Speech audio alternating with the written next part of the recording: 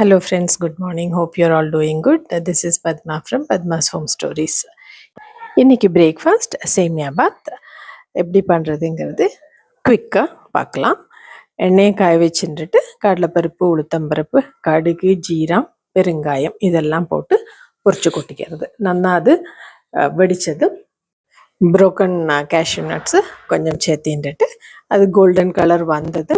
நம்ம வெங்காயத்தை நறுக்கி வச்சு வெங்காயத்தை சேர்த்தி லைட்டு பிங்க் கலர் வரா மாதிரி டிரான்ஸ்பரண்ட்டாக இருக்கிறது வர வறுத்துக்கிறது. கூட கறிவேப்பிலையை சேர்த்திட்டு இஞ்சி, பச்சை மிளகாய், அப்புறம் கொத்தமல்லி இதெல்லாம் கட் பண்ணி சேர்த்தின்ட்டு கூட சேமியாவை மிக்ஸ் பண்ணிக்கணும். நான் கொஞ்சம் ஒயிட் கலராக உப்புமா வரணுங்கிறதுனால ரோஸ்டட் சேமியா யூஸ் பண்ண மாட்டேன், ரெகுலர் சேமியா தான் யூஸ் பண்ணுவேன். அது உங்களோட சௌகரியத்துக்கு நீங்கள் யூஸ் பண்ணிங்க.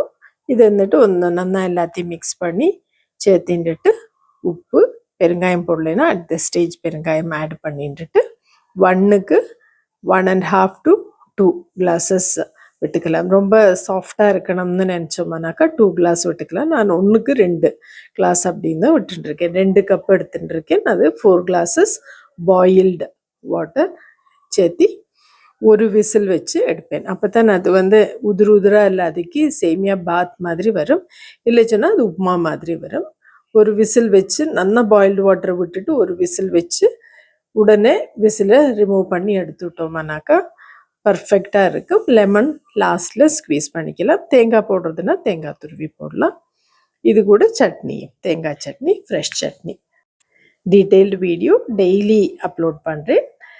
Interested இருக்கிறவா பாருங்க. My videos are not very long, just 5 to 6 minutes or lesser தான் இருக்கும். பார்த்து ஃபீட்பேக் தாங்க, என்கரேஜ் பண்ணுங்க, சப்ஸ்கிரைப் பண்ணுங்க. தேங்க்யூ.